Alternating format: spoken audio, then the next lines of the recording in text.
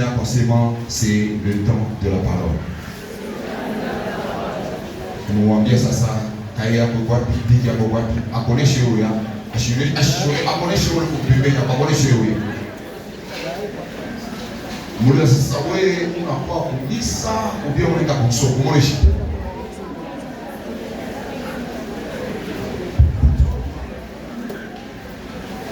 que Dieu vous bénisse. Simama pale yulu simama yulu tunapokea orateur obscur maneno. Mets-toi debout, bien aimé, mets-toi debout. Mkongo kule simama yulu.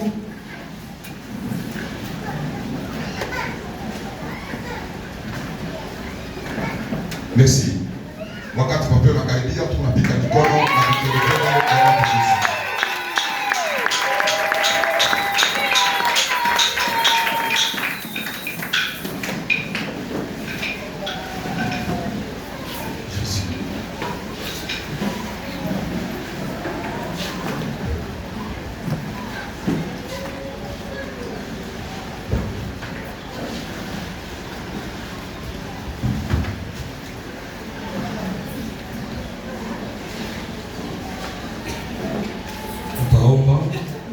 Ce matin, on a mon passé à Ouété, prions l'Éternel.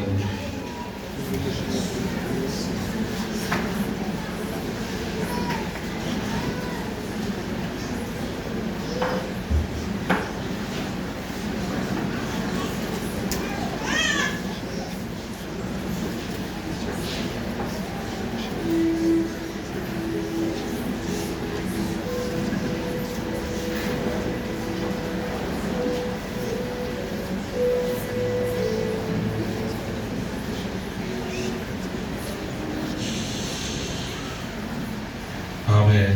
Amen. Donc, salut au nom de Jésus. Je te salue au nom de Jésus. Tu vas écrire notre sujet du jour qui dit ceci. La frappe des eaux à travers la verge explique le jugement de Dieu sur l'Égypte. Kupikiwa kwa maji kupitia bakora kunaonesha hukumu Misri.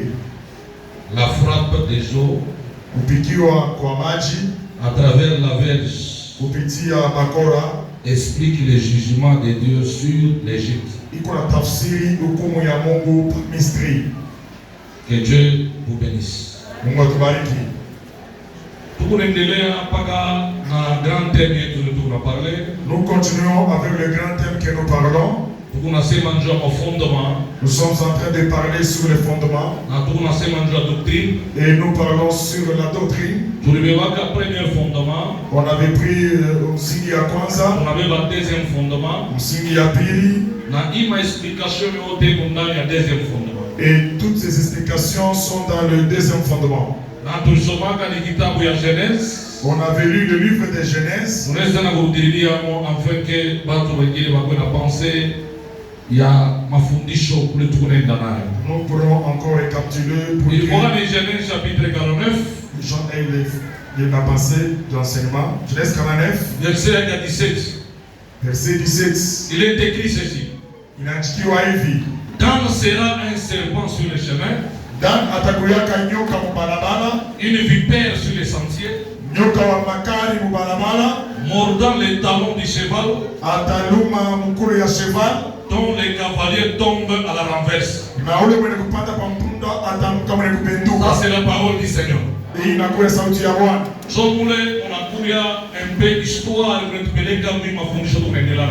là où il y a l'histoire qui nous amène dans les enseignements que nous continuons avec. On a lu que la Bible dit que Dan sera un serpent. Or Dan du jugement. Dan ça veut dire jugement. Dan anakuwa ni justice. Dan ça veut dire aussi justice. Atakuyaka nyoka. Il sera serpent. Ni kule tulisema. C'est là où nous avions dit. Nyoka mkono ya Moïse. Le serpent entre les mains de Moïse. Inakuwa ni bâton. C'est un bâton. Mais kama Moïse anaitupe les bâtons. Et si Moïse jette les bâtons par terre, ou les bâtons anakuwa nyoka. Le bâton là redevient un serpent. C'est pourquoi vous pensez à y enseignement. Dans la pensée de cet enseignement, on a dit que le bâton et le serpent sont la même même chose. Mais nyoka ye analumanaka. Mais le serpent lui mord. Mais bato yo balebikaka quelque part. Mais les bâtons, on les frappe quelque part. Siku moya batoto wa Israel. Un jour, les enfants d'Israël, alianza kutafuta mai. Ils cherchaient de l'eau à boire. Alikuwa na kiu ya kunywa mai. Ils avaient soif pour prendre de l'eau. Mais Moïse akaona mwamba kumbele yake. Alors Moïse avait vu un rocher devant lui. Akabeba bâton. Il a pris les bâtons. Il a frappé par le mwamba. Il frappa sur le rocher. Mai inatoka. Et l'eau est sortie. Le bâton il y a quoi solution? Le bâton c'est la solution. Mumaisha ya dada moya ou bien frère moya dans la vie d'un frère ou bien d'une sœur. Parce que Moïse. Parce que Dieu demandait à Moïse. Qu'est-ce que tu as dans tes mains? Mais Moïse alikuwa na bâton. Moïse avait le bâton. Na wewe kushukuru ya leo. Et toi ce matin, uko na nini kumikono yako? Qu'est-ce que tu as entre tes mains? Kama babako alishwe. Si ton père a échoué. Kama mamako alishwe. Si ta mère kama frère yako alishwe. Si tes frères ont kama échoué. famille yako alishwe. Si ta famille a échoué. Nisho wako na bâton. C'est plus que mais wewe uko na bâton ya récite kumikono yako au nom de Jésus. Mais toi je te vois avec un bâton de récite au nom de Jésus. Na ni Dieu le bâton tu l'expliquer ça. Et c'est à cause de ces bâtons que nous expliquons. Tulisema bâton du pouvoir. On a dit que le bâton ni mamulaka. Tuliona bâton ni autorité. Le bâton ni mukubwa. Tuliona bâton ni loyauté. Le bâton ni mufalme. Tuliona bâton c'est la parole de Dieu. Na bakora inakuwa ni sauti. C'est ule mtu na parole ya Mungu. C'est lui qui a la parole de Dieu. Aliyeko na bâton mikono yake. Il a le bâton entre ses mains. Kama maisha yako. Si dans ta vie. Pour watu waliyeshue. Il y a des gens qui échouent. Échoué. Toi tu peux pas À cause échouer. ya parole uko nayo. À cause de la parole que tu as. Ile parole uko nayo. La parole que tu Ala as. ya kufamii yenu. C'est pas de ta Et famille. c'est la parole de l'Éternel. C'est la parole de Jésus. Ile parole itakufikisha fasi ile wazazi wako wakufikaki. Ile parole itafanya vitu vinene bila kufanyia wazazi yako. Yule mtu anatembea na parole. Na iko asili ya kusema ke nitafika. Parce que parole ya Mungu iko nayo. Parce que la parole de Dieu, j'ai avec la parole de Dieu. Amen. C'est pourquoi quand on soma kitabu kwa Moïse, si nous lisons le livre Moïse, anasema nini? moi je dis ceci. Même si je traverse la vallée de l'ombre et de la mort, hata kama mimi natambuka mabonde ya lufu, je ne crains aucun mal. nisitogopa kitu hata kimoja. Car je sais que ta houlette et ton bâton, unajua bakora yako merci. ikunanakikisha. C'est-à-dire bâton inaanza kumwasire. Le bâton rassuré. Kule ubantu wengine wakufika wewe utafika. Là où les autres n'ont pas arrivé, toi tu y arriveras. Dites amen très fort. Amen. C'est pourquoi tunabeba kishina kinasema la frappe des eaux à travers la verse explique les jugements de Dieu sur l'Égypte. C'est pourquoi nous avons pris un terme qui dit ceci: kupigiwa kwa maji kupitia bakora kuna tafsiri hukumu ya Mungu pa Misri. Watasomea Exode. On va lire Exode. Watasomea Exode chapitre 7. Exode chapitre 7. Verset 26. Verset 26. Amen.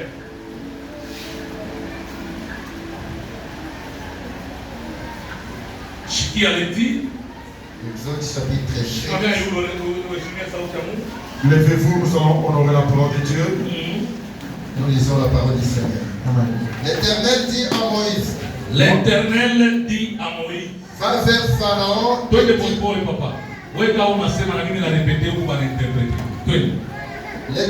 dit à Moïse. L'Éternel dit à Moïse. Va vers Pharaon. Va vers Pharaon. Et tu lui diras. Et tu lui diras. Ainsi parle l'Éternel. Ainsi parle l'Éternel. Laisse aller mon peuple. Laisse aller mon peuple. Afin qu'il me serve. Afin qu'il me serve. Si tu refuses de le laisser aller. Si tu refuses de le laisser aller. Je vais frapper par des grenouilles. Mitapika na biula. Sur toute l'étendue de ton pays. mumuji yote ya Misri. Les fleuves fourmillera de grenouilles. Na mitoni itazala biula. Elles monteront.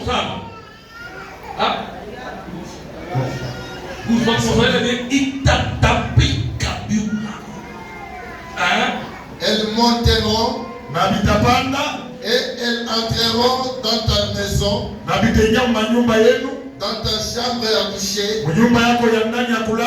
dans ton lit, dans la maison de tes serviteurs et dans celle de ton peuple, dans tes fours et dans tes pétrins. 29. Les grenouilles monteront sur toi, sur ton peuple et sur tous tes serviteurs. Parole du Seigneur. Acclamons pour la parole du Seigneur. Alléluia. Amen. Est-ce que nous avons les gens qui suivent cet enseignement? Alléluia. Amen. Si tu échoues de suivre cet enseignement, j'ai compris à je comprends que les médias qu'on est en train de faire ici, d'autres personnes à part toi, ils les suivent.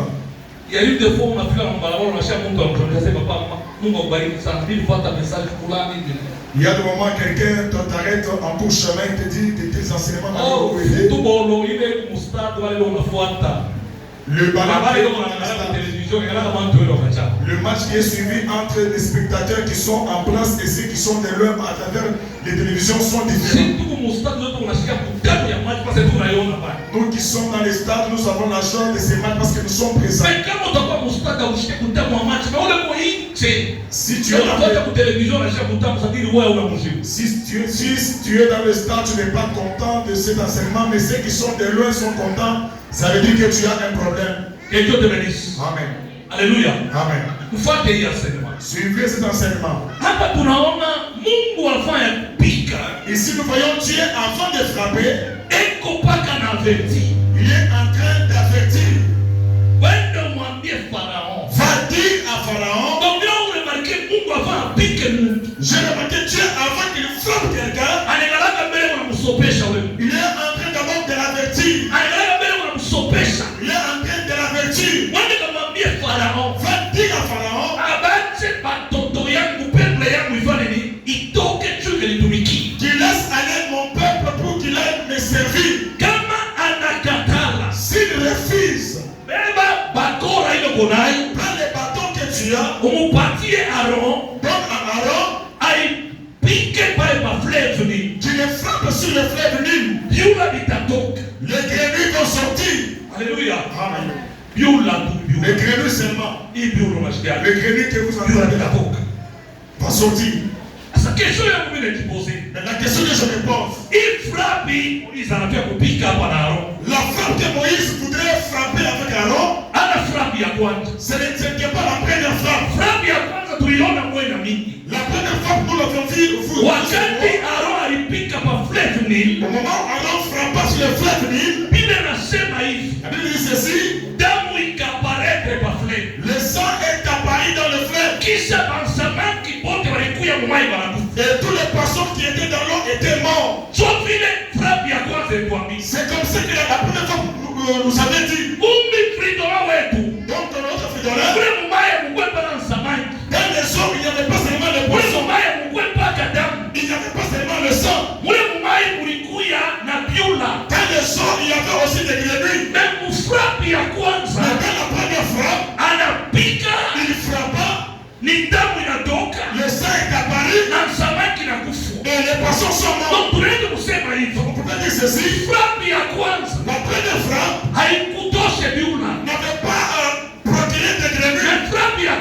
Mais la première frappe a fait jaillir le sang. Et les poissons sont morts. Alléluia. Amen. Donc et nous voyons que notre Dieu, c'est un Dieu de processus. Alléluia. Amen. Ne faut pas t'inquiéter. processus. Notre Dieu, c'est le Dieu des Wewe étapes. hautakufaka mpaka Tu vile. ne pourras pas dire que tu es. Hautabakiaka mpaka Tu ne vile. pourras pas dire que tu es. Furahiwa na kile Mungu anafanya na mwenzako. Réjouis-toi de ce que Dieu a Parce que fait. siku yako na wewe unakuya. Parce que ton jour aussi arrive. Mungu ni Mungu wa processus. Dieu, c'est le Dieu des étapes. Hata kama kuna maenemi bana. Même si tu as des ennemis, Mungu ako na kapasite ya kumaisha bote leo. Dieu a la capacité de les exterminer aujourd'hui. Mungu processus yake. Mais dans ces étapes, Asibaishake bote. il ne tue pas tous. Kama anabaisha bote. Il les tue tous. Na kanisa kenye utacha. Et tu vas dans l'église. Na mambo ya Mungu Tu vas teacha. faire les choses de Dieu. Na kumwambia Mungu Tu vas utacha. laisser pour chanter. Kulikuwa Mungu hata pengine ataanguka pole pole na processus. Le temps des étapes. Alléluia. Amen. Nitamani très fort. Amen. Hata kwa église. Même à l'église, Hapana kwanza fuatafuata maseur ou bien mafrère. il ne faut pas suivre la vie des frères et Wewe des sœurs. kama pole pole. Va lentement. Huko vitu vingine vitanguka leo. Comme si notre mort Kingine kitabakia. va rester. Hapana kumkatana na kumtupa na Il va kumshibana. les jeter. Pole pole na kile ndio kitavunjika. Va lentement. L'autre chose va sera brisée.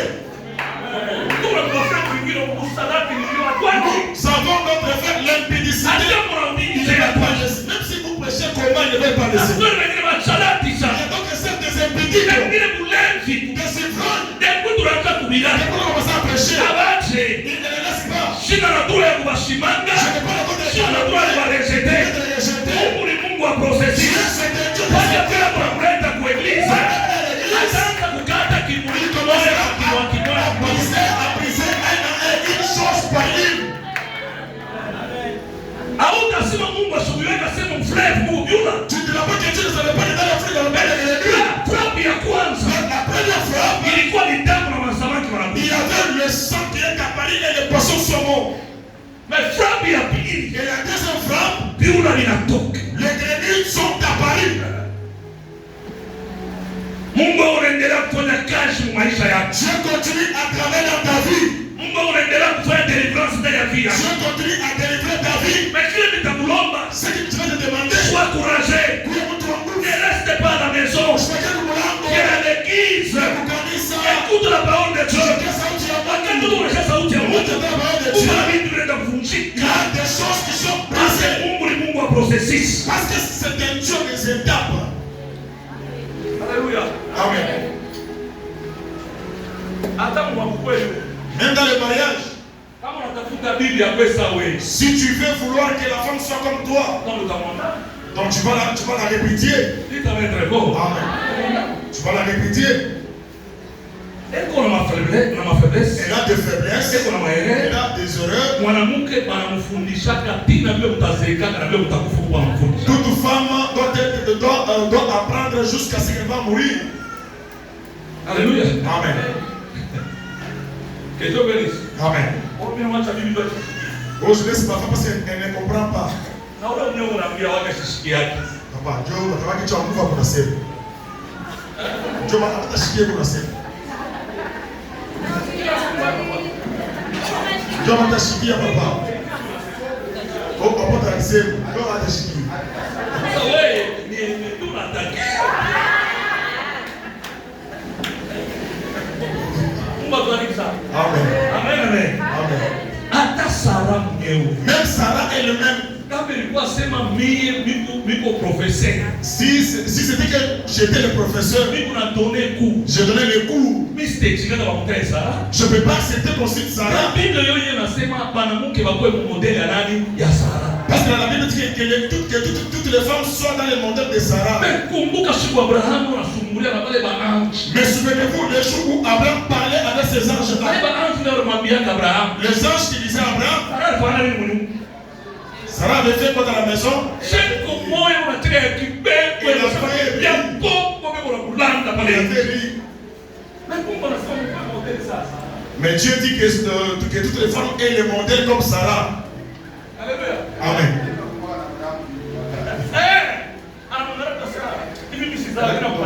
Comme je n'ai pas au monde que je donne à mon mari une autre femme. Moi, j'ai choisi une femme et l'amène chez Abraham. Mais Dieu dit que toutes les femmes aient des modèles comme Sarah. Maman ayez le modèle comme Sarah. Cherchez-moi aussi une femme. Sarah utafuta Abraham. Mais Sarah a cherché une femme pour Abraham. Tena domestique wa. Et c'était sa domestique. Mule mwana mama ametetika. Comme Damari qui voit la maman dit qu'elle peut accepter. Mule mato akatetika. Dans ses yeux rouges là, elle peut accepter. Mais Sarah a cherché une domestique. Je vais te dire ceci. Même les femmes de nos serviteurs qui sont nos patriarches, elles avaient des erreurs, elles avaient des défauts, mais elles avaient aussi des qualités. Amen. Alléluia, alléluia, alléluia. Amen. Si on dit suivant le modèle de Sarah, nous regardons les qualités que Sarah avait. Alléluia. Amen. Si on dit suivre ce que ta mère te dit, on a parlé de la suivre dans tout ce qu'elle fait. Tu dois suivre ses qualités, ses bonnes qualités. Et tu réussiras aussi dans ton parcours. On va te dire ça.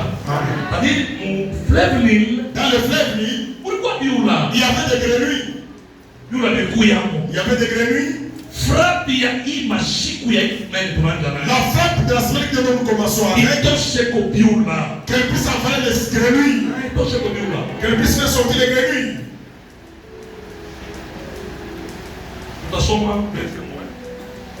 Nous allons lire des témoins.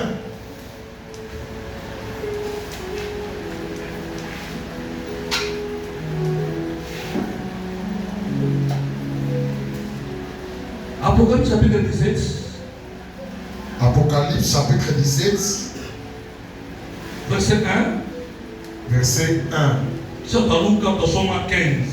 Et puis nous allons sauter pour lire 15. Nous sommes à verset 15. Puis l'un des 7 anges qui tenait les 7 coupes vint et m'adressa la parole.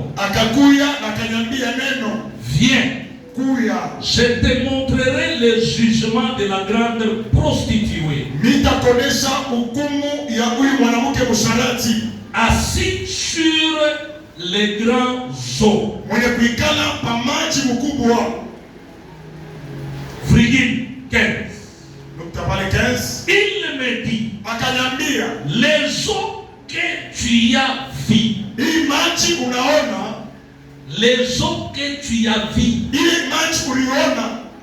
sur laquelle la prostituée est assise, ce sont des peuples, des foules, des nations et des langues. Voilà, il faut bien. Suivez très bien. Bible inasema hivi. Elle dit ceci. Aaron anabeba bakora. Aaron a pris les bâtons. Anapika pa mai. Et il le frappa sur les eaux. Pa ile fleuve Nil anaipika. Sur ce fleuve il le frappa. Mais huyu Jean. Mais Jean. Pa ile de Patmos. Sur l'île de Patmos. Elle anatuambia sema. Lui nous dit ceci. Mie mkuangalia. Moi en regardant. Alléluia. Mie mkuangalia. Moi en regardant. Ile mai.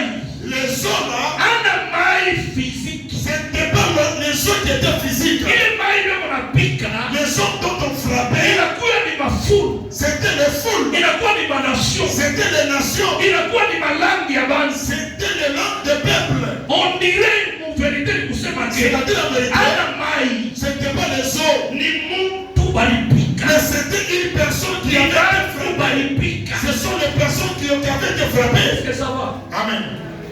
Est-ce que ça va? Est-ce que ça va? Amen. Église, ça va? Amen. Alléluia. Donc, avant de voir Moïse, on a piqué. Aaron a piqué pas mal. Parce que Aaron frappait sur les eaux. Mais après, on a doit bien maï. Mais si on dit que les eaux là, Anna maï physique. Ce n'était pas les eaux physiques que nous voyons. C'était des personnes. Quand vous êtes assises là, si on te frappe le bâton, le grenouille doit sortir. Qui accepte qu'il a des grenouilles?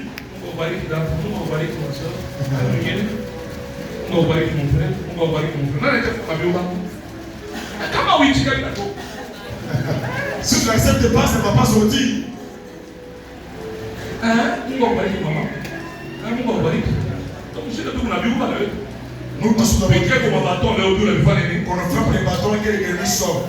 Mungu akubariki sana. Amen. Dites amen très fort. Amen. Alléluia. Amen. C'est-à-dire Jean, hapa wanasema au moment il parlait, aliangalia kumkongo. il a regardé derrière lui. Njo anaanza kukomprendre que ile mai balipikaka bâton. Il a regardé dans le passé, maintenant il a compris que le bâton qu'on frappait sur les os, Haina mai physique. c'était pas les os physiques. Ile mai ni bantu. Les os là, c'était des peuples. Unishikie sasa na mtanishikie. Les nations, les fous.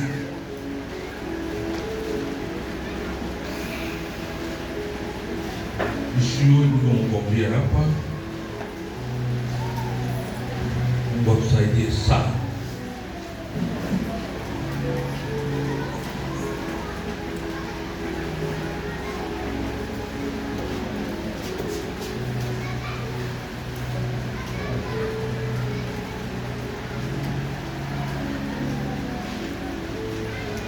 Beba mbele. Beba Apocalypse chapitre 1. Aïkoye en tout cas vous pensez. Prenons Apocalypse chapitre 1. Bible ya njika hapa men inakuya ni mwezo iko hapo. Sikia. Apocalypse chapitre 1 verset 10 nitasoma. Wote tufika mpaka 12. Nitasoma 10 na Luka 11. Na wewe 11 ndio unasoma. Ule na tayari manjika maelise. Nitasoma 10 na 12. Sikia. Je fus ravi en esprit. Na wakati mina safiri mkiro Au jour du Seigneur. siku ya Bwana, Et j'entendis derrière moi une voix na mina sikia kumkongo yangu sauti moya, forte comme le son d'une trompette. sauti mkubwa kama sauti ya baragumu. Je me détournai pour découvrir la voix qui me parlait. Mina geuka njoo kuangalia ile sauti inaweza kuniita, Après m'être détourné, na kisha kugeuka j'ai vu sept chandeliers d'or. nikaona lampi ya dhahabu. Huyu ni Jean. Ici c'est Jean. Eko mwenye kutoboka mbele un match. Il était déjà trouvé les yeux À cause ya Injili. à cause de l'évangile. Anajiretrouve paka ili kamoya. Il s'est retrouvé sur une île, Mais anasikia sauti. mais il a entendu une voix, Iko saa ya trompette. une voix semblable à une Biblia trompette. inasema haitoki kumbele. La Bible dit ça ne sortait pas devant, Mais inatoka wapi? mais ça venait du derrière. Pour que Jean explique bien Apocalypse. Pour que Jean explique bien l'Apocalypse, Alianza kurudia mbele kumkongo. il rentrait d'abord dans le passé. Anabeba vile Moïse alisemaka. Il pense que Moïse avait dit, Kama shatumishike bien yana tuexplique. sinon on n'a pas bien compris, il nous explique. Kama mulishika tutamshata Moïse. Si vous ne m'écoutez pas bien, nous allons écouter Moïse Moïse. anasema nini? Moïse a dit ceci. Mukumbuke ile fasi Moïse aliboresaka Mungu asema fais-moi voir ta gloire. Souvenez-vous le lien où Moïse avait dit à Dieu que unionyeshe utukufu yako. Anaonesha Moïse hivi. Dieu a dit à Moïse, Hakuna unasa kunyonaka. il n'y a personne qui m'a déjà vu Anabakia mshima. et qui est resté vivant. Sasa hivi unajua kunyona. Comme tu veux me voir, Nitakuingiza muroshe. je te ferai entrer dans les rochers, Mtundu la roshe. dans le creux du Kisha rocher, nitafunika kwa mkono. et je te couvrirai de ma main. Alors mimi nitapita. Alors je passerai. Wewe Moïse utanyona miti ya kumkongo. Toi Moïse, tu verras mon derrière. Alléluia. Amen. Donc pas comment expliquer Mungu bien. Pour expliquer bien Dieu, Il faut kurudia mbele nous kumkongo. devons d'abord rentrer dans le passé. C'est pourquoi Jean anasema Jean dit ceci. au commencement. Kumwanzo, Or Jean alipenda kuvoyager au commencement il a voulu voyager pour pour faire comprendre bantu bien. faire bien comprendre les gens. Alléluia. Amen. Alors tumushike Jean Alors en écoutant Jean, ule alisikia voix itoka kumkongo. celui qui avait entendu la voix du derrière, Nuse kumkongo donc derrière, ni vile ba Moïse c'est walisemaka. que Moïse avait dit. Ile saa Aaron Au moment où Aaron, alianza kufrape il frappait, piula bilitoka les je. ennemis sont sortis comment? Tena sikia vile Moïse anamwambia Farao. J'ai entendu comment Moïse dit à Mungu Pharaon. anasema Dieu dit ceci, kama unakataa si tu Les grenouilles vont entrer dans ta maison. Et si tu entres dans la maison, Vitenda na mshamba ya kushe. vont aller dans la chambre à Kama coucher. ndio mshamba ya kushe. Ça va dans la chambre à coucher. Bisheta na pakitani. Même jusque dans ta couche. Msema kwa mama. Donc il y avait un problème. Alléluia. Amen. Dites amen très fort. Amen. Osama. Mungu akusaidie sana. Dieu nous aide. Dites amen très fort. Amen. Kwa tumshike sasa. Anasema nini? Maintenant, écoutez d'abord Ile naweza kutusaidia wewe na mimi. ce qui va nous aider, toi et moi. Apocalypse. Apocalypse. Hapa sasa kuna ndani mgongo. Ici, Jean regarde derrière, Atuambie mambo ya Rona. qui nous disent des choses qu'il avait vues. Si tu peux capable na wewe. Nous sommes incapables de les voir. Tutasoma au nom de Jésus. Nous allons lire. Leo Apocalypse chapitre 16.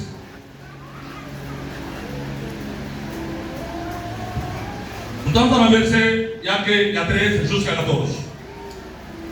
J'ai vu sortir de la gueule du dragon, Nikaona kutoka mkinywa ya dragon, de la gueule de la bête mkinywa ya huyu nyama et de la bouche du faux prophète, na mkinywa ya munabii wa bongo, 3 esprits impies, maroho tatu ya uchafu semblables à des grenouilles. yenye kufanana na dula.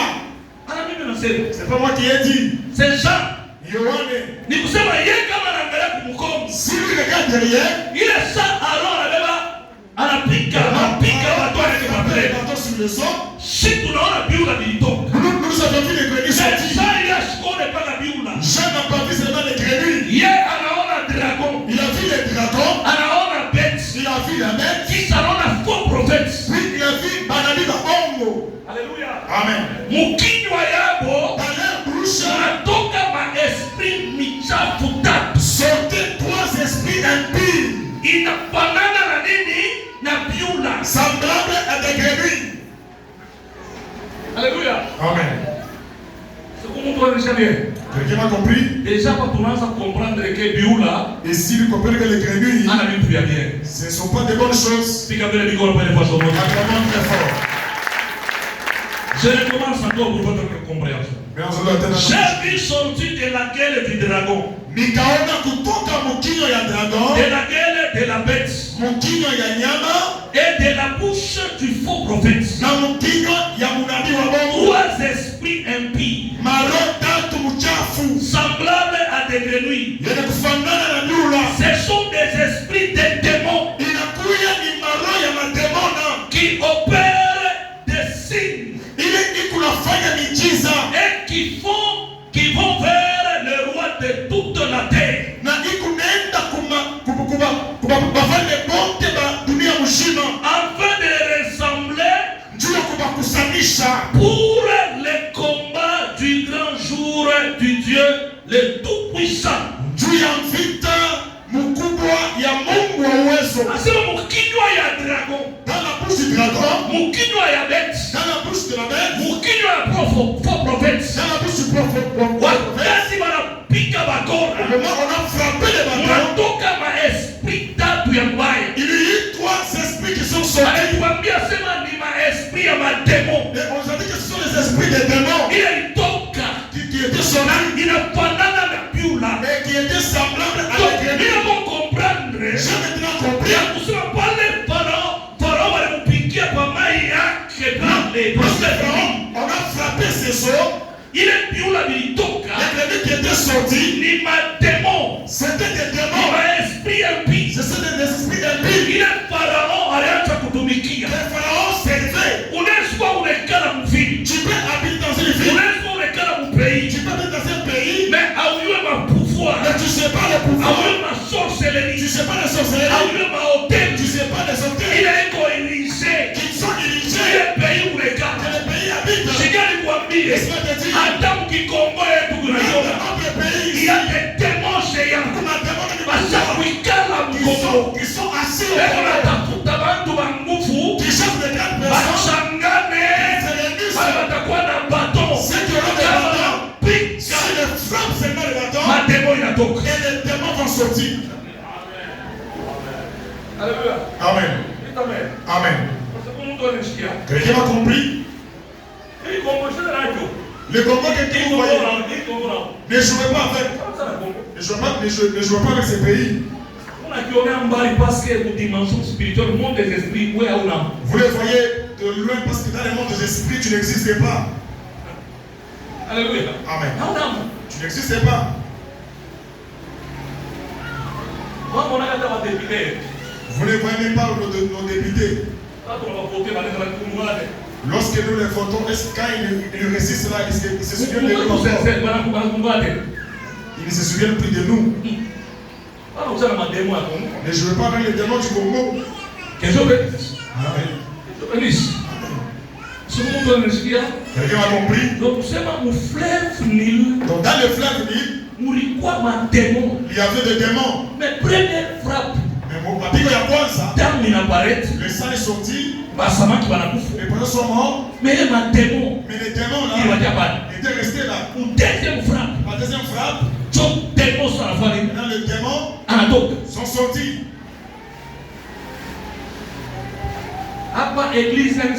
Ici, Kanisa NCD. Ouvrez bien les oreilles. Moi, ce qui me plaît dans ces passages, on a cité la bête, on a cité le dragon, et puis on a cité Munabi Wabongo. Alléluia. Amen. Si on cite le Munabi Wabongo, directement l'église. Directement par Kanisa. C'est l'église qui est attaquée. En tant que chrétien, toi en tant que Christ, dans tes oreilles, que la chose ne t'échappe plus. Il y a des vrais prophètes. Il y a des faux prophètes. Les faux prophètes, il faut sortir l'esprit. Qui sont comme des grenouilles. Amen. Alléluia. Amen. Bible anasema nini? La Bible dit, Mungu anafanya miracle. Ils font des miracles. Ces prophètes font des miracles. Ils font des miracles. Bête anafanya miracle. La bête fait des miracles. Dragon anafanya miracle. Le dragon fait aussi des miracles. Prophète anafanya Il miracle. fait aussi des miracles. Ile miracle ndio wanaifanya. PMP. C'est par rapport à Rome. Ya fiula ile ilitoka. Des grenouilles qui étaient sortis.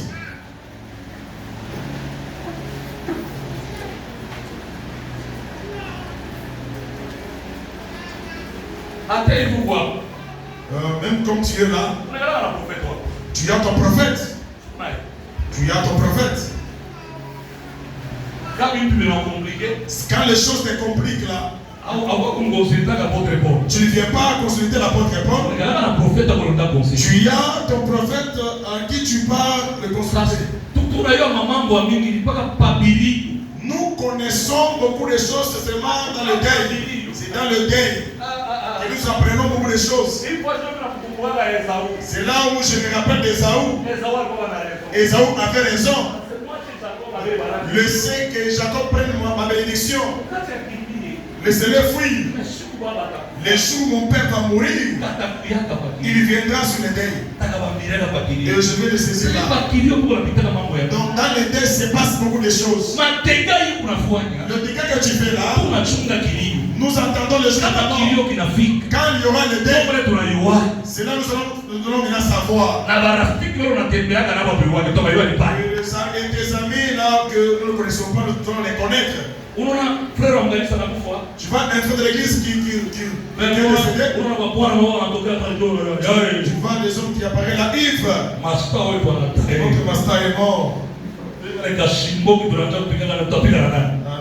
Donc nous allons comprendre que les frères vraiment circuit. Maintenant nous avons compris les frères avaient aussi ces circuits. Amen. Amen. Alléluia. Amen. Que Dieu te bénisse. Est-ce que l'église savoir? Tu devais être témoin mwingine. Vraiment être témoin. Lévitique chapitre 11. Lévitique chapitre 11. Verset 27 à 30. Unipaka shanga unarudia kumgongo jua kuona vile vilipita wapi? C'est toujours Jean qui va être dans le passé pour voir ce qui s'était passé. Lévitique chapitre 11. Verset 27 à 30. Vous regarderez comme impurs tous ces animaux. Pardon. Vous regarderez comme impurs tous ces animaux. Tous des animaux à 4 pieds qui marchent sur leurs pattes. Tu peux aller commencer. Vous regarderez comme impurs tous ceux des animaux à 4 pieds qui marchent sur leurs pattes. Quiconque touchera leur corps mort sera impur jusqu'au soir.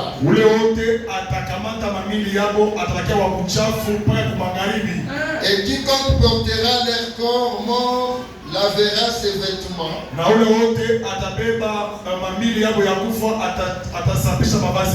Et sera impur jusqu'au soir. Vous les regarderez comme impurs. Voici, parmi les animaux qui rampent sur la terre, ceux que vous regarderez comme impurs, la taupe,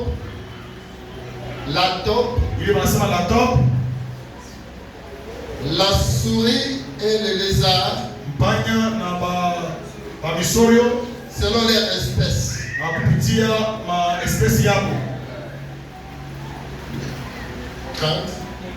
Les hérissons,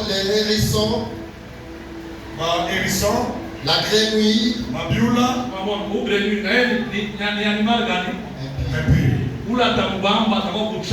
celui qui va les toucher sera impur jusqu'au soir.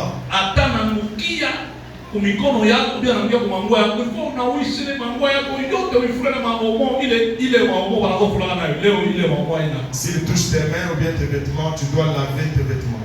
Choma manguo yako kwa sababu huyu grenouille ni nyama moya eko MP. C'est un animal qui est impur. Mutana zamani dans les temps de Jésus. Kama nasema huyu mumpe kwa MP.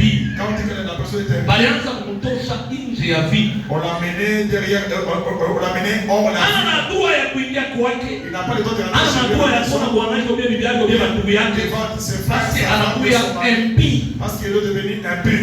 Huyu ni Moïse, yule Mungu alikamulia sheria. C'est Moïse dont Dieu avait donné la loi. C'est là banyama bote na bataya. Donc tous les animaux qui viennent de citer, ce sont des animaux impurs. Nous avons les premiers semaines avec la grenouille. La grenouille est impure. La Bible dit ceci. Si toi, Pharaon, tu refuses de laisser les enfants d'Israël, je vais faire sortir les grenouilles. Donc les animaux qui sont impurs vont entrer dans ta maison et dans ta chambre. Même sur ton lit, ils vont monter.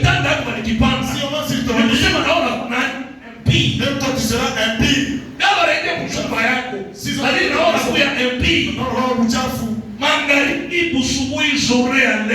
ce matin, la journée d'aujourd'hui, toutes les grenouilles qui étaient dans les eaux de ton père et de ta mère, il était comme leur sorcellerie qui lui servait. Amen. Alléluia. Amen. Donc, à ma définition, ici, tafsiri, la grenouille, c'est un animal qui est impie. anakuwa ni nyama wa uchafu. Kama uchafu. Apocalypse anamuita démon. L'Apocalypse l'appelle le démon. Donc, il a donc la ça. Je rêvais des grenouilles. Ça complètement. Mais papa, j'ai rêvé des grenouilles. Il y avait 6 grenouilles. La première grossesse, tu auras triplé les jumeaux.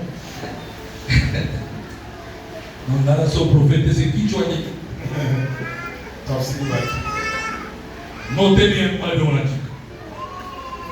Le droit enseignement Léo, il est lié. L'enseignement d'aujourd'hui est compris. Notez bien. Dieu, avant de frapper l'Égypte par une plaie, il avait averti Pharaon qu'il devait frapper par des grenouilles. Toute l'étendue de son pays. Et le fleuve fournira des grenouilles. Elles monteront et elles entreront dans sa maison, dans sa chambre à coucher et dans son lit, dans la maison de ses serviteurs et dans celle de son peuple, dans ses fous. Dieu était terrible. Donc, Dieu a dit que les grenouilles en même temps de fou. On fabrique donc les grenouilles vont entrer même là. Donc, tu connais les sorts quand 600 dans ton four. 600 dans ton four. Donc tu pars au travail. Mais un enfant qui a seulement branché le four. Et puis il entre même et puis il ferme même le four. Et les démons vous attirent, vous les parents de loin. Les gens sentent tellement l'odeur qu'ici on est en train de faire des bons pains. Alors c'est l'enfant qui meurt dans le four. Alléluia. Amen. Alléluia. Amen. Ça veut dire que nous expliquer. Nous expliquons. Il y a des gens qui avaient déjà trouvé de tels problèmes. Ils savent. Ils savent. Papa, je ne sais pas si voyager. Oui, oui. Les gens qui ça en route à bloc, on va le mettre dans la foule réservoir. En tout cas, le mettre. Vous gagnez ça. Monte la langue. Mais je ne vais pas mais ça va mal. That's a better way d'imaginer. Qu'est-ce qui avait touché cet enfant-là? Qu'est-ce qu'il avait poussé? C'est quoi? Jésus, on parle de groupe. Moi, je ne sais pas comment on allume.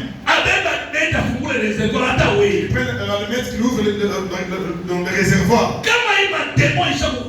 Si c'est de tels démons qui ont déjà possédé, le pharaon avait pleuré. Moïse, dis à Dieu, les grenouilles non, qu'il me donne des grenouilles. Il savait la sorcellerie qu'il servait. La semaine qui arrive, c'est la tête de prière. C'est que nous avons envoyé plein de choses qui seront. Il est là dans le Pharaon. Ce qui fait la faute de Pharaon, c'était le grenouille qui était dans le fleuve. Les habitants étaient là, mais les habitants. C'était le secret du monde de la sorcellerie. C'est qui veut la faute de l'Égypte. Et les grenouilles aussi étaient là. Oh, les grenouilles, c'est l'esprit de la sorcellerie des grenouilles.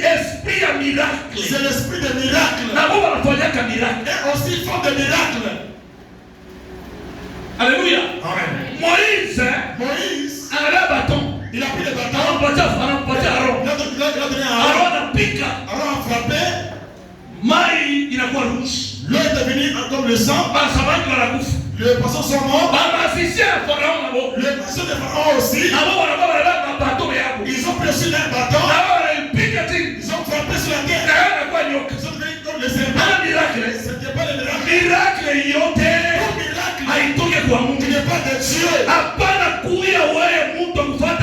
Il ne faut pas être quelqu'un qui aime beaucoup les miracles.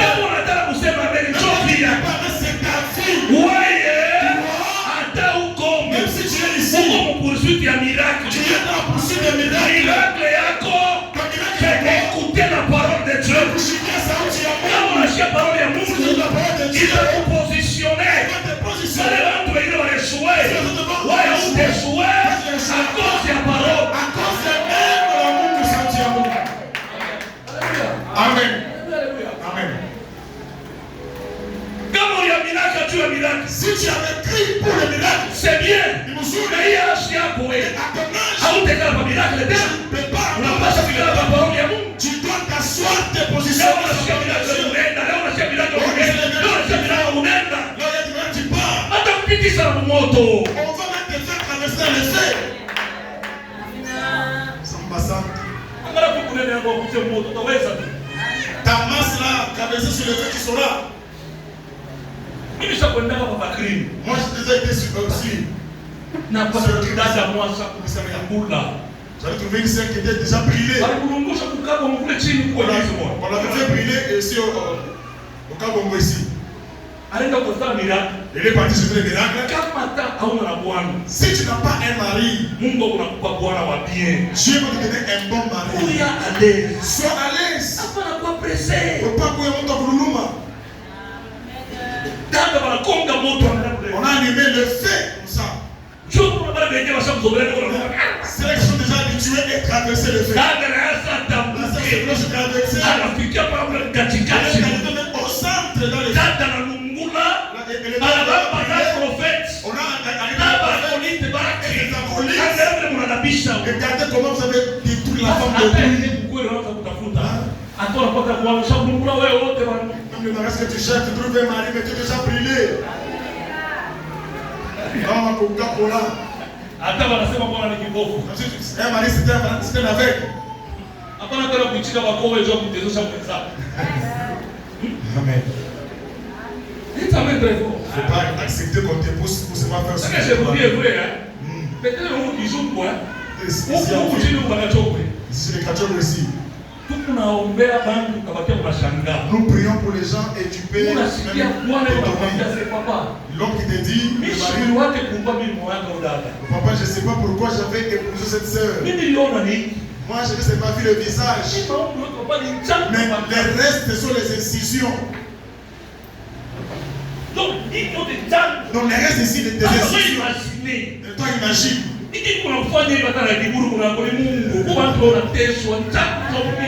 te fait comme ça, c'est l'orgueil. Il y a les gens qui souffrent des incisions, tout le corps.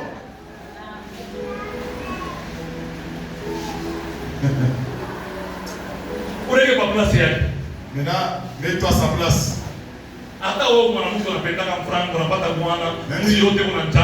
Même si tu es une femme, tu as et tout le corps, des incisions. Comme si tu sens tes frissonnements. Comment que tu sois sorcière.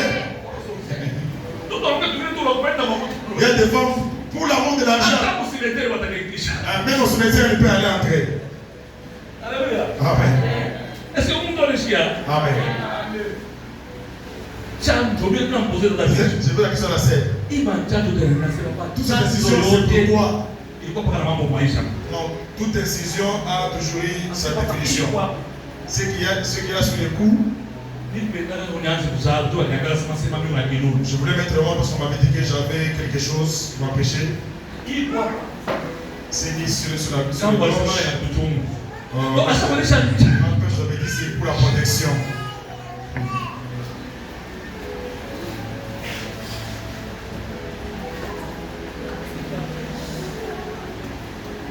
Là, j'ai regardé les maris maintenant.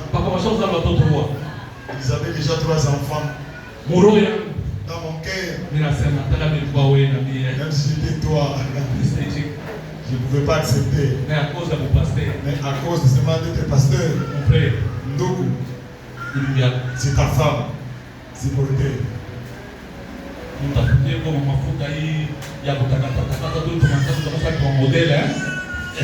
J'ai pris la lotion, il y a beaucoup de hydroquinone pour avoir un teint clair, pour que les incisions disparaissent. Alléluia. Amen.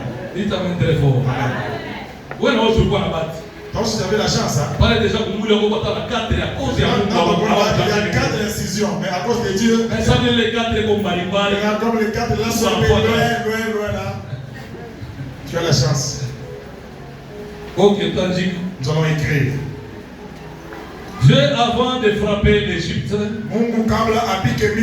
par une plaie, il avait averti Pharaon qu'il devait frapper par des grenouilles toute l'étendue de son pays.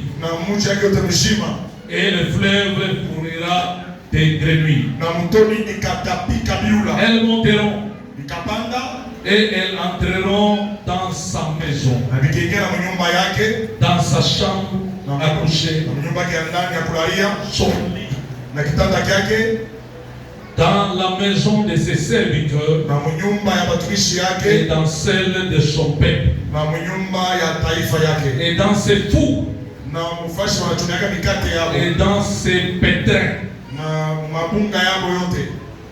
Dieu, avant de frapper, il avertit toujours. Il ne fait rien sans avertir ses serviteurs, les prophètes.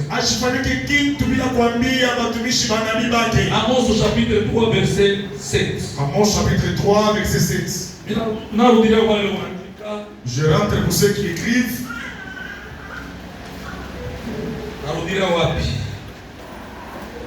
Elles monteront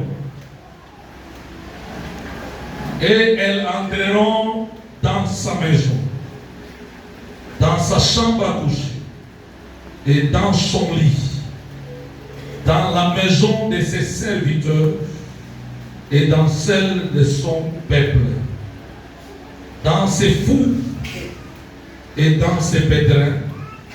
Dieu, avant de frapper, avait dit, il ne fait rien sans avertir ses serviteurs, les prophètes. Amos chapitre 3, verset 7. Amen. Oui, enseignement. Dans cet enseignement, il y a beaucoup d'éléments que nous devons remettre. Pourquoi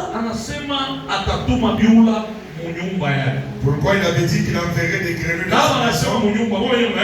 S'il parle de la maison, vous savez de quoi c'est s'agit. Parce que toute maison a toujours une chambre. Mais il a insisté en disant dans ta chambre et sur ton lit. Et puis dans la maison de tes serviteurs et la maison de ton père, j'enverrai des grenouilles. Voilà pourquoi aujourd'hui nous devons tenir compte de ces avertissements.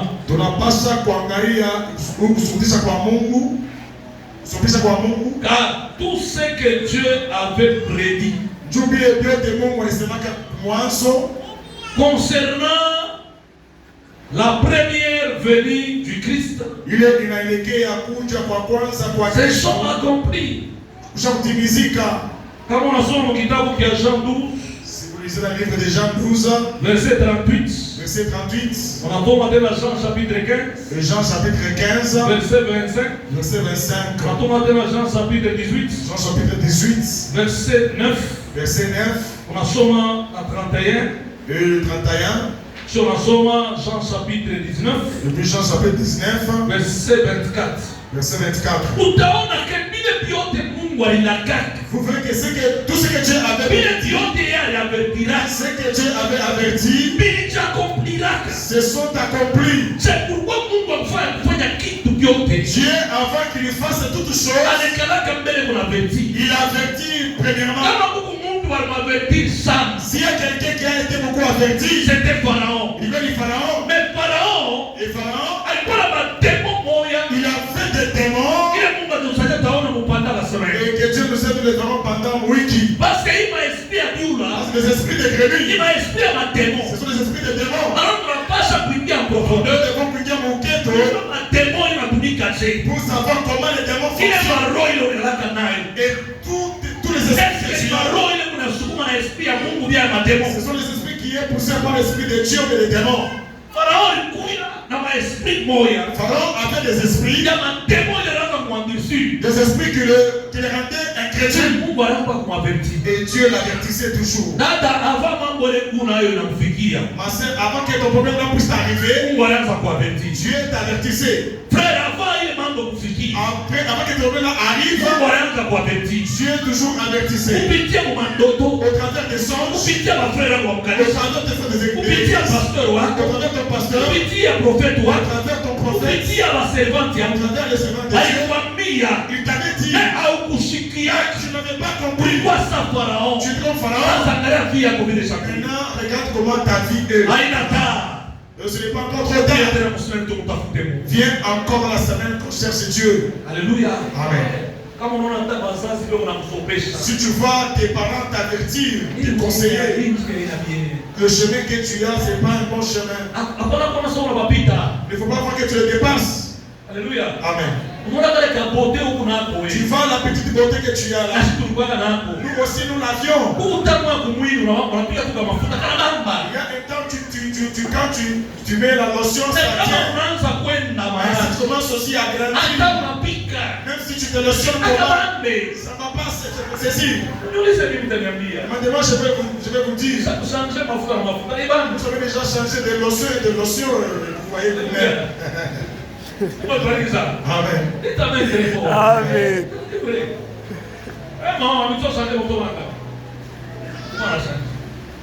Papa, tu dois avoir toujours. Tunaona kana tokea watu unaniona mimi je. Mungu tubariki sana. Amen. Amen amen. Amen. Haleluya haleluya.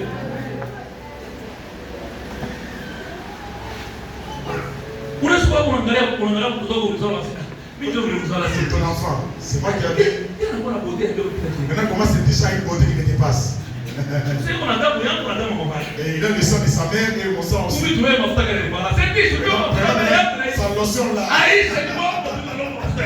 Nyono ile bwana mafuta. Aleta mafuta kale anaangalia mimi nasema hii mimi nitakamata hii. Nenda mimi nakamata nilipasha.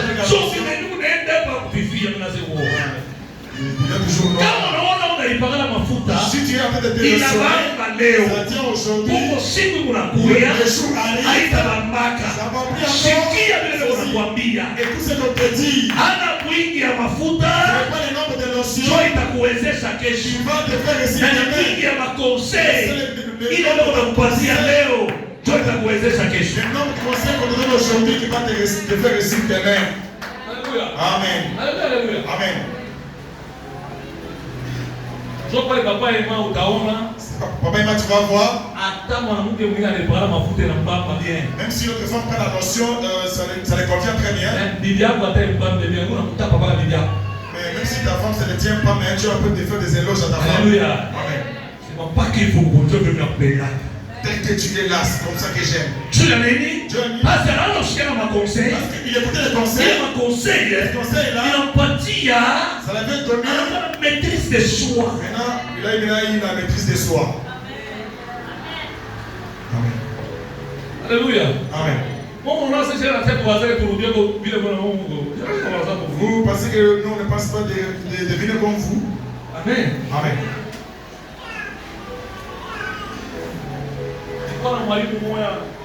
On avait un professeur ici au collège. Il nous avait donné un poème. Anasema kuya mtoto. J'aimerais être un enfant. Toute ma vie. Nikuye mtoto maisha yangu yote mshika. Qu'est-ce qu'il avait pensé? Alléluia. Amen. Donc j'aimerais être un enfant toute ma vie. Napenda kuya mtoto maisha yangu yote mshima. Pour me réveiller le matin, Njoo kuamka msubuhi au bruit des oiseaux, kupitia makelele ya bandege et courir plein de joie. na kimbia na furaha. Hapa wewe Filipo unajua tena ukimbia na furaha. Basi unawaza mtoto atakulia nini? Bibi atakulia nini? Tutafanya nini? L'enfant va manger comment? L'enfant va nous allons faire Unapenda kwa quoi? mtoto maisha. J'aimerais être un enfant dans la vie. Safari kusema wewe unaika madarasa. Unajua tunawaza pensons Na wazo nirudie kwa tena mtoto. je devenir enfant. Nani nimemfikia? Eko na waza udie kwa mtoto. Qui pense devenir un enfant? Moi le premier. Yo la mimi. On va pas semblant. Wewe ndio waza.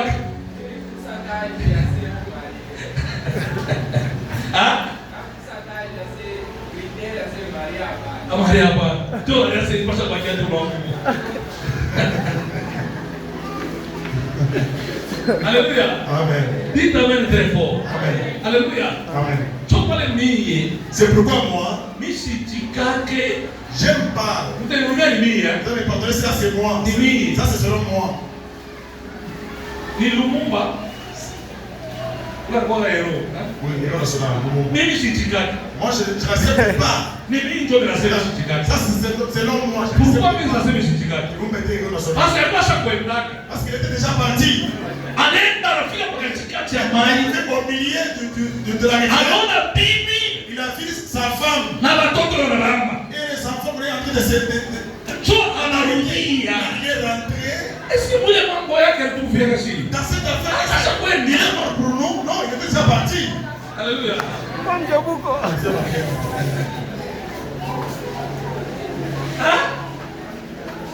Ah, ça quoi frère?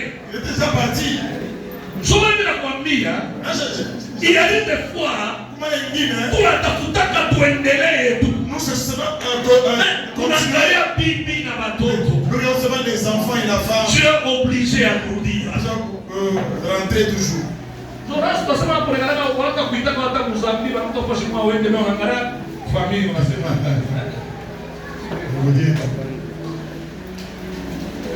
Ese como mtu anasema amen très fort on a. Amen. Que Dieu bénisse. Amen. Que Dieu bénisse. Amen. On m'a chié vraiment chié. Celui qui a des oreilles entendent. Donc bien yote Mungu asakula kaka. Tout ce que Dieu avait déjà promis. Eko ne accompli. Il est en train de l'accomplir. Donc les frères, ma soeur. Comme tout le monde. Kama vile ma prophète walisema zamani. Si les prophètes avaient prédit il y a longtemps. Wakati Yesu alikuwa watu wanakonfirmer ndio Yesu. Comment Jésus est venu, les gens confirment. Na vile Yesu asakudulaka. Et si Jésus avait prédit ça sera réalisé. Ça arrivera toujours. Alléluia. Amen.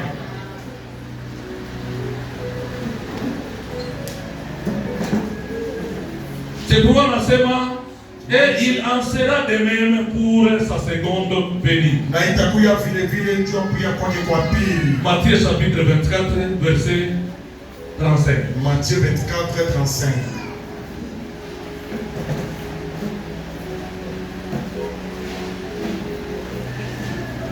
On n'y va pas distrait. Suivez-moi, ne soyez pas distraits. Tirez. Distrait. Tirez. Les caractéristiques des grenouilles.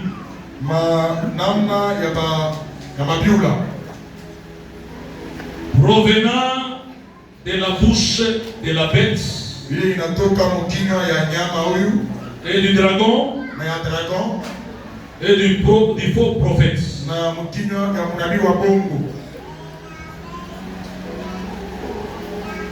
Ils font des miracles et des prodiges mensongers pour séduire les hommes, pour les attirer dans leur camp. C'est-à-dire, esprit ya biula. Les esprits des grenouilles. Ce sont les démons qui font le miracle. Et ce miracle-là, c'est pour séduire le peuple de Dieu. Et les attirer chez eux. C'est pourquoi vous venez dans la période d'aujourd'hui. Si un prophète a une église, l'église n'aura pas le nombre de personnes que nous avons ici. L'église aura beaucoup de personnes. Pourquoi? Tu as mis. Ce n'est pas tous qui suivent la parole. Beaucoup suivent que le miracle. Ils suivent le miracle. Alléluia. Amen.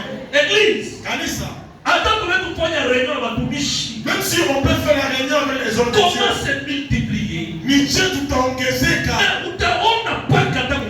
Tu verras seulement beaucoup dans des réunions. Où est-ce que ma serviteur vient en état? Laisse-toi. Les prophètes, dans notre temps d'aujourd'hui, si tu es prophète, tu crains Dieu et tu gardes très bien Dieu. Gloire à Dieu. On n'a pas dit qu'ils ne sont pas là, ils sont là. Mais beaucoup de prophètes d'aujourd'hui travaillent avec les esprits de grenouilles. Et ça apporte beaucoup de miracles. Et le miracle attire les gens. Qu'est-ce qui t'avait attiré dans cette église? Qu'est-ce qui t'avait attiré dans cette église? Est-ce que c'est le miracle de Dieu? Même si le même va se réaliser dans cette église, il ne faut pas suivre les miracles. La parole que tu entends, il y a mal à ça. Un jour tu seras seul. Tu voyageras quelque part. Où tu rencontreras un prophète. Tu rencontreras un prophète. S'il est réel, s'il est faux, c'est la connaissance de la que tu as.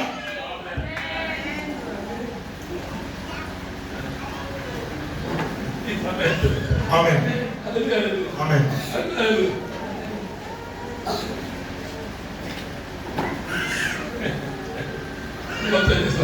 Dieu nous aide. Alléluia. Amen.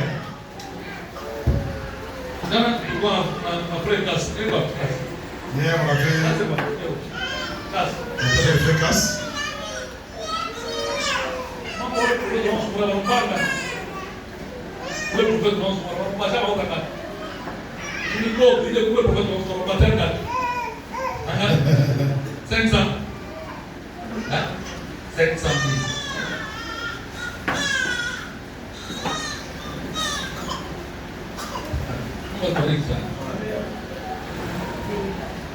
Donc, tu vois quelque part un frère Castro, où tout le monde la doit.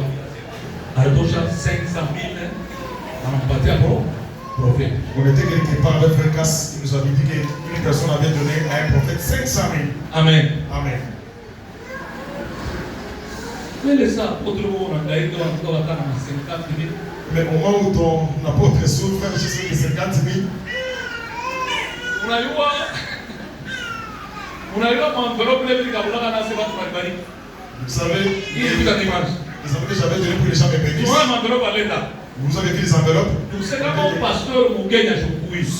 l'apôtre Samuel n'était pas. Je ne sais pas. 150 000. Il y avait 150 000.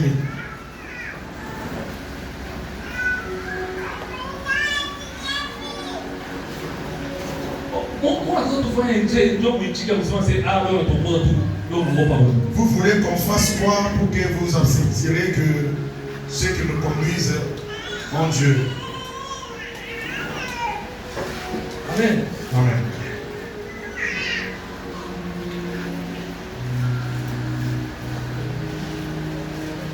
Alléluia. Amen. Donc c'est écoutez, le premier que je t'ai dit, c'est pas l'histoire. Dans le monde d'aujourd'hui, nous avons maintenant beaucoup de prophètes. Beaucoup étaient des magiciens. Ils ont fui leur brousse. Ils sont venus en ville.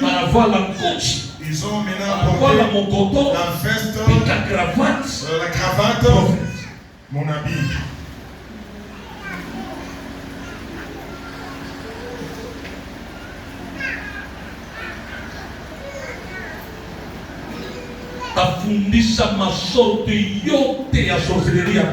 Je vais enseigner toutes sortes de sorcellerie de grenouilles. Tu vas comprendre beaucoup de choses. Ces choses dans les jours antérieurs. C'était arrivé dans l'église Bethel, chez pasteur Donat. Il est arrivé à la maison. Il a trouvé un congélateur qui sortait de la maison. Qui sortait. Le grand qui sortait de la maison. Et tout à l'heure, tu déménages. Papa, prophète wanatosha démon mwana munyumba huko. On chassait un démon dans la maison. Jo papa bila bapate hivi tu bende là. Je leur ai donné ces choses pour qu'ils partent avec. Na chariot basa kuita. Et le chariot était déjà là. Jo pasteur anasema nini? Quoi? Papa démon wanatosha huko munyumba. Démon qu'on a chassé dans la maison. Démon? Donc pasteur Thomas s'est dit, vous savez comment ça termine? Remettez le vous êtes là-bas. La télévision là-bas. Donc on va pas c'est ma fille. Vous dites ça vous voulez?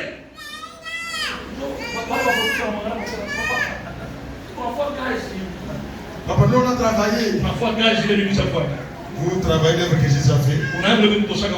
Tu sais, là j'avais tiré une serre. Si tu joues, on va t'arrêter. Comment arrête-moi? C'est papa. Si tu veux parler, c'est la base de quelque chose. On va t'arrêter maintenant.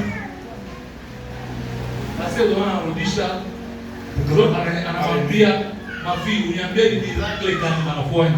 Dis-moi maintenant, quels sont les miracles qu'ils ont fait? Bananza pour expliquer miracle parce que parce que la professeur manda kwenda rasa ni amta tenga. Alikuwa na frère wake Mungu anafahamu imenizeli. Yeko Mungu sana wa marto, frère Abraham. Ça peut être. Le frère qui est fort en marteau. Il a arrêté ces gens-là. Miracle parfois ana expliquer c'est voilà.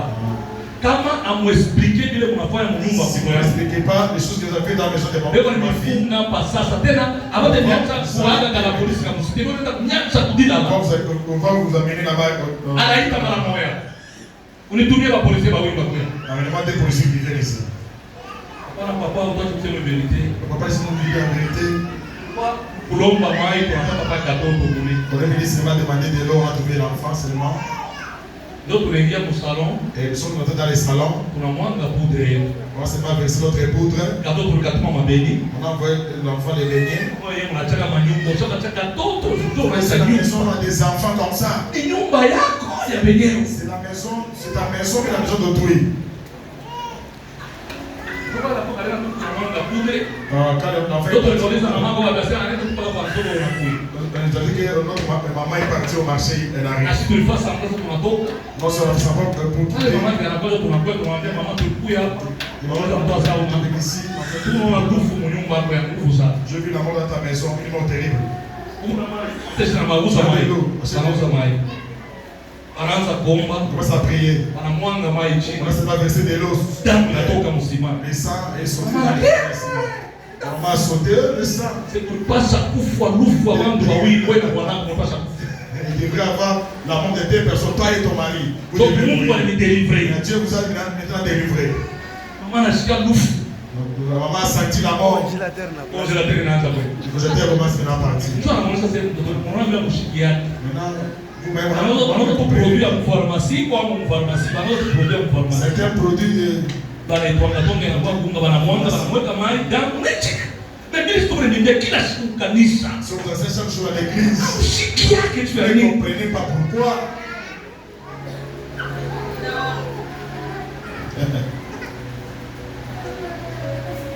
Ensuite tunateswa na mwenye. Nous on souffre avec vous. Mais quand on napata mafuta unaenda kula na watu wengi. Si tu trouves l'argent, tu pars manger avec d'autres personnes.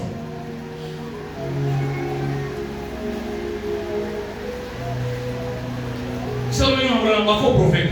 Et puis tu manges avec des Ile misemo deja unaweka kwa nyumba yako. Les paroles qui Ile misemo maneno kwa maisha yako. tu mets dans Chicho mvutuma na mvutuma. c'est l'envoûtement et l'envoûtement. Unaweza bana kwa mvute. Directement tu es envoûté. Wewe ndo mlango yako unakuwa wazi. Temo wote La waza porte kutengia. est ouverte, tout démon va entrer. Au lieu de unashime pourquoi tu unakonea hivi? Toute la parole que tu fais là, mais pourquoi on est en train de te profiter comme ça? Surtout kama mtu anakuta papa. Si quelqu'un a de l'argent, Tuna kunyumba wa prophète wa kila prophète. vous verrez à la maison les prophètes de toutes sortes. Pima kuchomba. Ah, si seulement tu wins là, tu n'as plus l'argent, tu le verras plus à la maison. Pima kuchomba.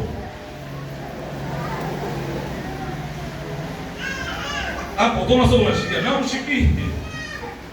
Ils font des miracles et des produits mensongers pour séduire les hommes, Dieu a kutanganya bantu. pour les attirer dans leur camp. Matthieu chapitre 24 verset 5. On a verset 5, on a Luc verset 11, on a Luc verset 24. Sommet.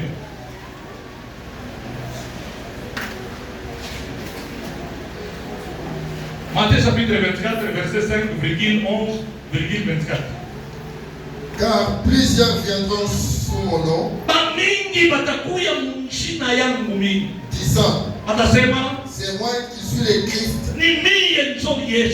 et ils séduiront beaucoup de gens. Plusieurs faux prophètes s'élèveront, et ils séduiront beaucoup de gens.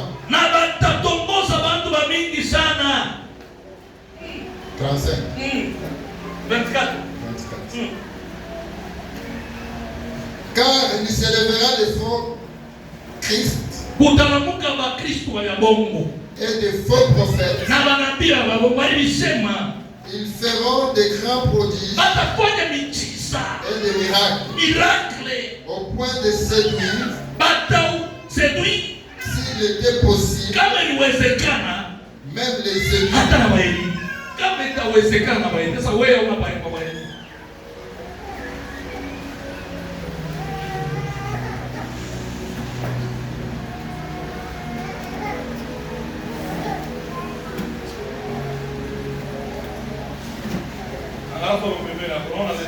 Et là, ton voisin, tu as déjà remarqué quelque chose? Ton voisin, tu dors? Alléluia. Amen. Voilà, plusieurs viendront sur mon nom, disant c'est moi qui suis le Christ. Ils séduiront beaucoup de gens. Matthieu chapitre 24, verset 23 à 24. Matthieu chapitre 24, verset 23 à 24. C'est qui? Si quelqu'un vous dit alors, le Christ est ici, ou il est là, ne le croyez pas. Car il s'élèvera les faux Christ et les faux prophètes. Ils feront des grands prodiges et miracles au point de séduire, s'il était possible, même les élus. Angalia malangage. On a chef anataka ko pasteur. On n'a pas cité les pasteurs ici. On a chef anataka ko docteur. Ni le docteur. On a chef anataka ko apôtre. Ni l'apôtre. Ni anataka évangéliste. Ni l'évangéliste. Mais banasema sana prophète. On a beaucoup cité les prophètes. Hakuna ministère kunaleta désordre sans ministère prophétique. Il n'y a pas un ministère qui donne beaucoup de désordre, de confusion, de division comme le ministère prophétique. Si on te dit ceci, c'est pour que toi, que tu entendes et que tes yeux, si ça voit un prophète, parce que tu vas entendre et ce qu'il pourra faire.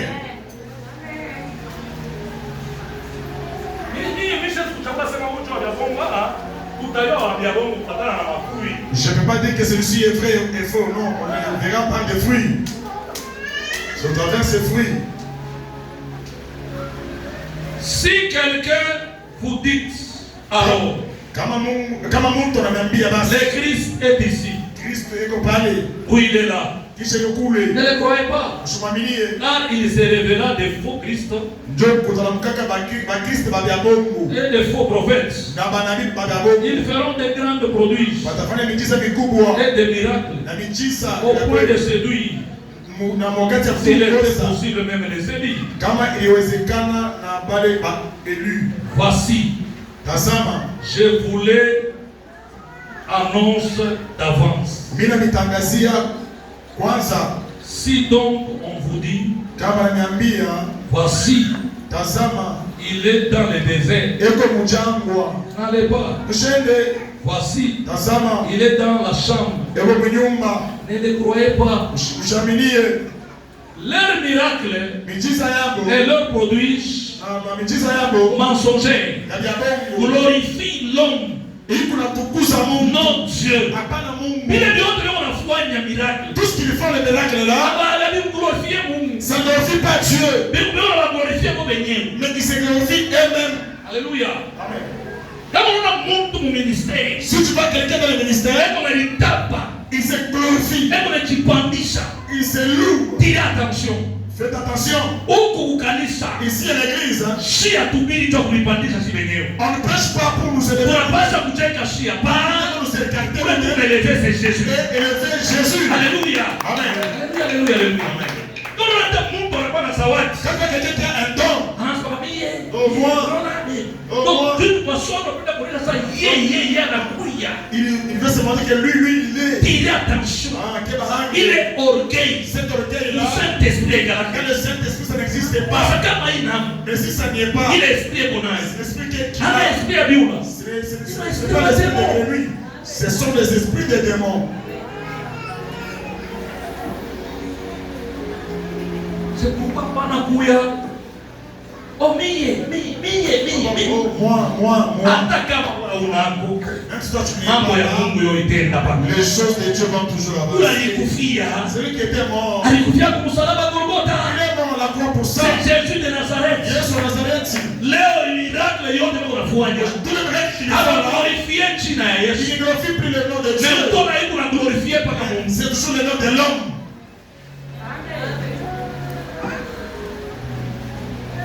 Que Dieu bénisse. Amen. Il t'amène très fort. Amen. Actes des Apôtres, chapitre 8, verset 9 à 10.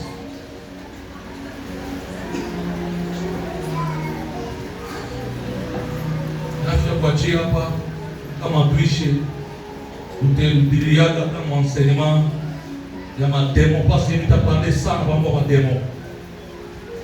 Actes des Apôtres, chapitre 8, verset 9 à 10. Il y avait auparavant dans la ville un homme nommé Simeon.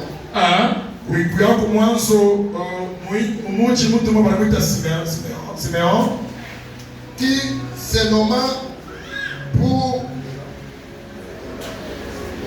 qui se donna pour un personnage important,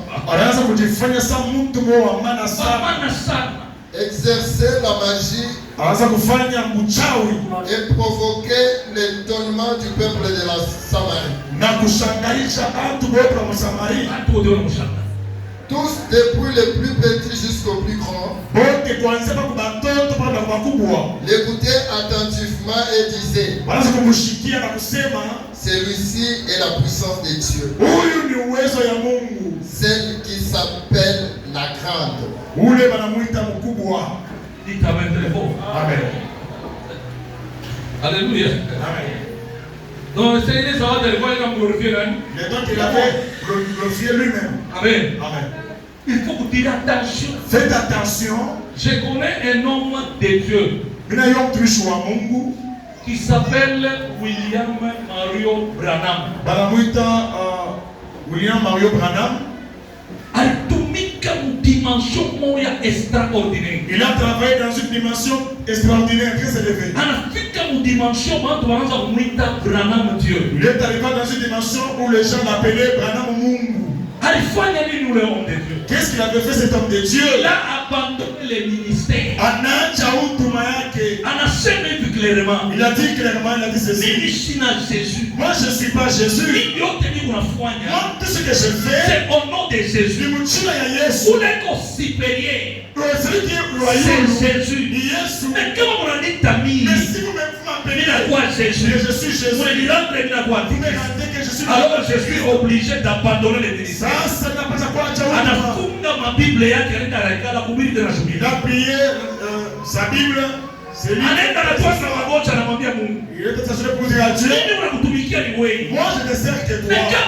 Mais si vous m'élevez, mettre à ta place. Et là, je suis maintenant un faux prophète. Je suis maintenant antichrist.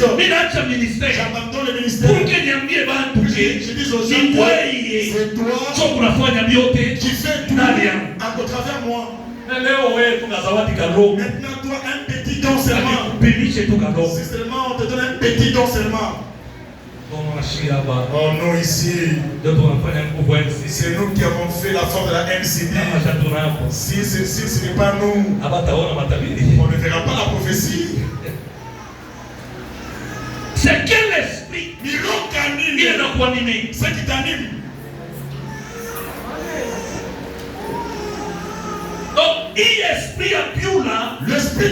l'esprit et le démon. Si ça fait le mec il commence à il est succès. le succès. Haitakuwa succès à Jésus. Le succès de Dieu. Haitakuwa succès yake yeye. Donc à vous moyen que Ndio unamtapa yeye. on le glorifie lui. On l'élève maintenant lui. Un ministère, il y a des choses. Alléluia. Amen. Kama tu unakatala vitu vingine. Si on refuse d'autres choses, Hatumikatala ya kusema basi ni nzambi. on ne refuse pas pour dire que c'est le péché. Unanikatala parce que ndio itakufikisha na kubaya. On le refuse parce que ça nous fait toujours arriver dans les mal. Unaweza kuingia hivi, unafikia bado unaweza masakoshi. Tu peux entendre comme ça les gens.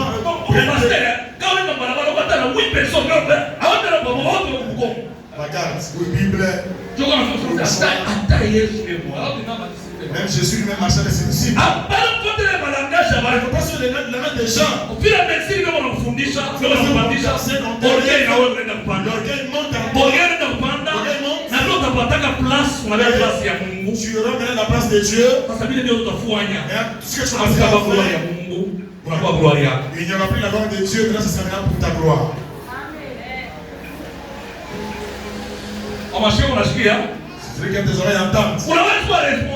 Tu peux être responsable. Être conducteur. Être président. Être président. Ou bien responsable. Dans des choses de l'église. Il ne faut pas dire que les gens là que tu contrôles, ce sont tes gens, non. Je vais passer au plateau. Assez avec c'est à l'église. Toi.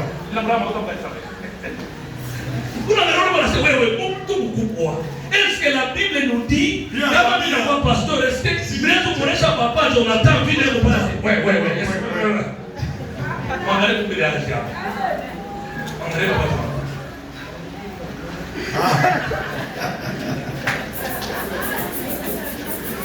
Alléluia. Hata kama wapata unataka mambo ya Mungu ashakuishusha. Attention, ema mantina toka kuliona mita Kuma. Il y a des noms. Quelque part on l'appelle Kuma.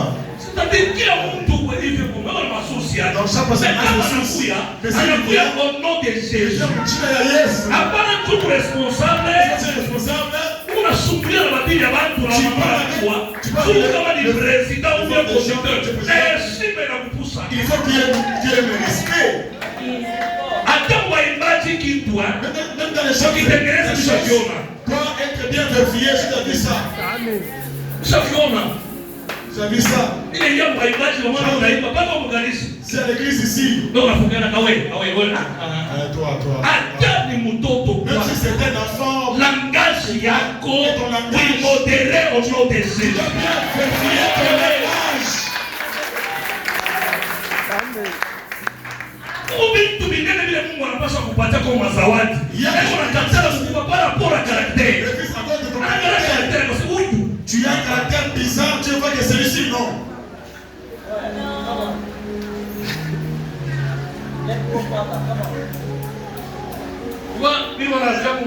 Je vais, mon ami. C'est ici.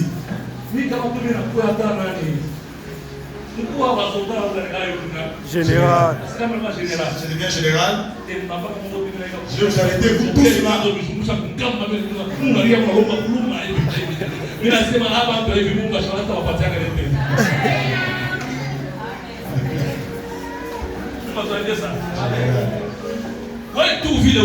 Dès que tu es là, toi. Si c'est moi, on te donne la place de maman Fifi, là où elle est là. Tu feras combien de choses dans cette vie? Il a pas pour le cinéma crise. Je suis un café avec des gens, les gens de l'infini.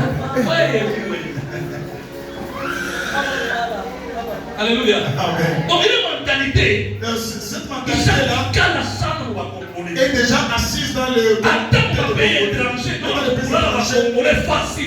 découvre le Congolais facilement. C'est un Congolais. Tout cas, on a 5 Un Congolais a $500 dans sa poche. Sa bouche se met dans sa poche comme ça. Il voit que tout le monde sont derrière lui. Et lui est supérieur.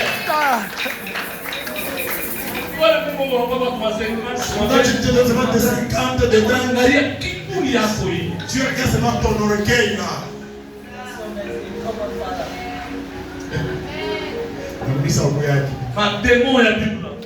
Le démon de Grémy va sortir.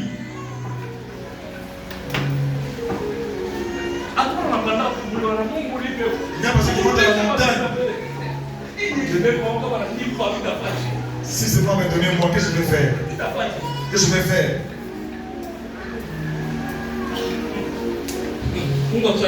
Amen. Dites amen très fort. Amen. Dites amen très fort. Amen.